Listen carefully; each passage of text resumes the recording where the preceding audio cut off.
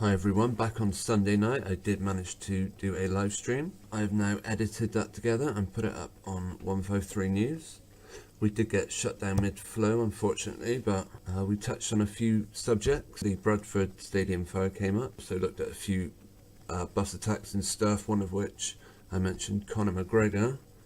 If we see here a video I made about it, I did notice that on the back walls here you've got our favourite numbers coming up again, as always. As RV would say, not by chance and not by coincidence. Yeah, the stream did get taken down after we spoke about the Bradford fire, and that was suggested by one of the people watching the streams, Primal Mike. He also mentioned a website, Fakeologist. There is a forum you can use, and Primal Mike mentioned the golf ball accidents that happened at the Ryder Cup. There was one on sport, a general sport thread. Here we are. And what did come up was the accident at the Ryder Cup, and the old one-eyed salute there from this lady who, after just a couple of days, was happy to pose for pictures despite just losing the sight in one eye. Also a very early diagnosis that she's now blinded. There was also a very similar story up in Scotland. Another lady who couldn't look happier about getting hit with a golf ball, and neither could any of the people that witnessed it.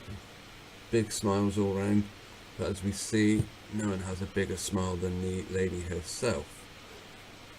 Pretty insane. I'll leave a link to the extremologist in the description, along with a link to the rest of that live stream. There was one other thing I wanted to pick up. I did want to mention on that live stream, it never got round to it. Nothing to do with sport, but I thought it's quite humorous. You can now pay for lessons from Chris Hadfield about how to get into space. The rocket equation, it's a beautiful Really thing. comical. No astronaut launches for space with their fingers crossed. That's not how we deal with risk. What I learned from 21 years as an astronaut is that the more you know, the less you fear. They're actually trying to push that there's a chance you could one day go into space. The reason I wanted to do this masterclass is to share the hidden depths of purpose that are behind space exploration. When the clock hits 0, start focusing in, thinking of nothing else but the moment. So how much would you pay for a class by Chris Hadfield?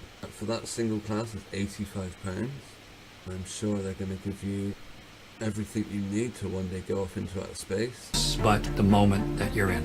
Study every system on a spaceship and then boil it. His book, what do you think we'll see any of their favourite numbers coming up? 44, 63, yeah, always. Down to what I call a one-pager. You've got to be able to solve your problems in one breath. He says something at the end just to try and sell the whole purpose of this class. I mean, what really are the chances that any of us will be an astronaut? But if you pay £85,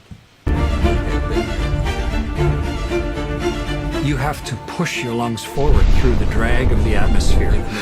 Crushed into your chair, you're like a leaf in a hurricane. The reason is 1/2 rho v squared s. 16 times the speed of sound. As you accelerate harder and harder, the light blue Florida sky starts to get darker and darker, and then suddenly black. And the engine shut off, and you're weightless. Turn the handle and open the hatch. You pull yourself out into the universe, and now suddenly, when you move your knees, you can feel the searing heat of the sun on one side and the incredibly cold emptiness of space on the other. When you're no longer Earthlings, how do you navigate? You can use the stars.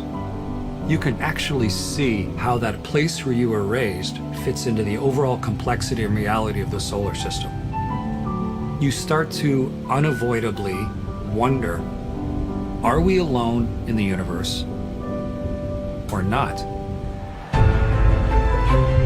Our technology is just good enough now that some of you taking this masterclass are going to fly in space. Reusable rocket ship. Did you hear what he said?